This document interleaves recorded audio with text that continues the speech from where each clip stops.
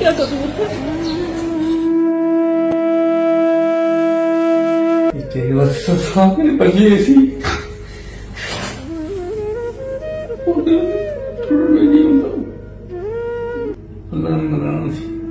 मेरी आपने शक्ल भी नहीं देखी जब मैं लगा। चाय नहीं आपके साथ नहीं कभी आपका दिल नहीं किया कि आपकी बच्ची आपकी औलाद हुई है, आप उसको तलाक नहीं देंगे?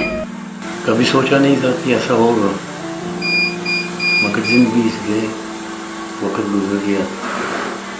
आज 42 ईयर्स के बाद मैं अपनी बेटी को मिला। दोस्तों, फिल्म स्टार साहिबा के वालिद 42 साल बाद पाकिस्तान आए और अपनी बेटी से जिंदगी में पहली बार मिले और दोनों बाप बेटी एक दूसरे के गले लगकर रोते रहे। ये वीडियो सोशल मीडिया पर बहुत ज्यादा वायरल हुई, जिसमें फिल्म स्टार निशो को एक मनफी रंग में पेश किया जा रहा है, क्योंकि इस वीडियो से एक ऐसा तासुर मिलता है जैसे निशो ही अपने साबिका शौहर इनाम रब्बानी को बेटी साहिबा से मिलने से रोक रहे थे। लेकिन असल हकीकत क्या है ये कोई नहीं जानता। हकीकत तो ये है कि इस शख्स ने ही निशो का कैरियर बर्बाद किया था और अपनी बेटी को बेसहारा छोड़कर लंदन चले गए थे। यही वो शख्स है जिस पर निशो ने 2 मरतबा एतमाद किया और उसके साथ 2 मरतबा शादी की, लेकिन ये दोनों दफा निशो को धोखा देकर लंदन फरार हो गए थे। इस कहानी का आगाज 70 की दहाई में होता है, जब निशो एक कम उम्र खूबसूरत लड़की थी और उसके वालिदैन सिर्फ पैसों की खातिर उसे फिल्म लाइन की तरफ ले आए थे। निशो के वालिद नाज़िर कुरैशी साई की तरफ अपनी बेटी के साथ चिपके रहते थे और फिल्म और पैसों के तमाम मामलात उसके हाथ में होते। रंगीला और नादान फिल्मों की बेमिसाल कामयाबी के बाद जब निशो एक सुपरस्टार बन चुकी थी और दौलत और शोहरत उसके घर की लौंडी थी, तो उसके वालिद नाज़िर कुरैशी ने एक कनाल रकबे पर पहले एक खूबसूरत और आलीशान कोठी खरीदी और निशो के नाम पर एक कार भी खरीदी। वो चाहते थे कि अपनी कामयाबी के इस दौर को निशो खूब कैश करे और शादी न करे, बल्कि ज्यादा से ज्यादा पैसा कमाए, और अगर शादी करे भी तो किसी करोड़पति शख्स से करे ताकि उसका मुस्तकबिल महफूज रहे, क्योंकि ये वो दौर था जब निशो अपने फन के अरूज पर थी और लाखों नौजवान उससे अपनी मोहब्बत का दम भरते थे। लेकिन निशो ने अपने वालिदैन की मर्जी के खिलाफ अपने कैरियर को दाव पर लगाया और अपने क्लास फेलो इनाम रब्बानी से शादी कर ली। ये वही इनाम रब्बानी है जो 42 साल बाद अपनी बेटी साहिबा से मिलने आए हैं। इनाम रब्बानी का कोई बैकग्राउंड नहीं था। अपनी शादी के बाद वो निशो के बंगले पर मुंतकिल हुआ और निशो की कमाई पर हाथ साफ करने लगा। ये बात निशो के वालिद नाज़िर कुरैशी को बहुत नागवार गुजरी, इसलिए उसने वो कोठी भी निशो से ले ली और निशो बेयारो मददगार होकर इनाम रब्बानी के घर मुंतकिल हो गई।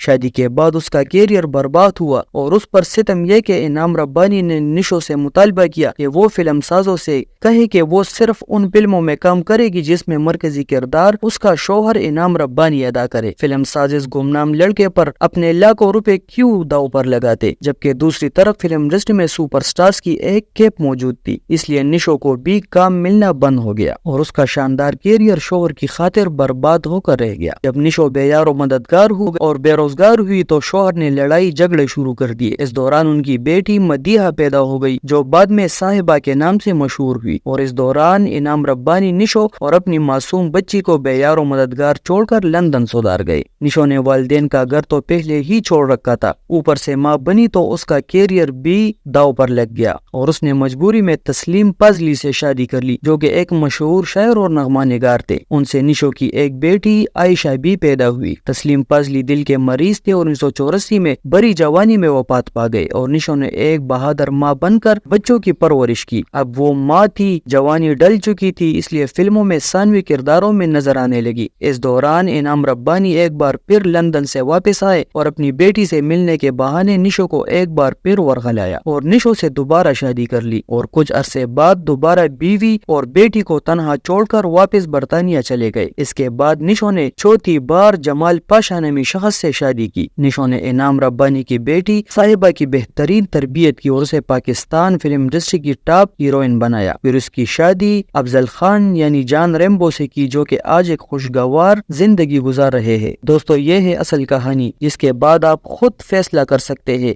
कि असल में कसूरवार कौन था। अव्वल तो साहिबा जी को बाप से मिलने की वीडियोस बनाकर सोशल मीडिया पर अपलोड ही नहीं करनी चाहिए थी, क्योंकि यकीनन इससे उसकी मां निशो बेगम की बड़ी दिल आजारी हुई होगी, کیونکہ صاحبہ نے باپ سے مل کر ماں کے تمام احسانات ایک پل میں بھلا دیے۔ اسے کم از کم اتنا ضرور سوچنا چاہیے تھا کہ یہ وہی شخص ہے جس نے 2 مرتبہ اس کی ماں کو دھوکہ دیا اور اس کی شاندار کیریئر کو برباد کرنے کا سبب بنا، اور اپنی بیٹی کی تربیت سے بھاگ گئے، اور 42 سالوں میں کبھی اپنی بیٹی کا حال نہیں پوچھا۔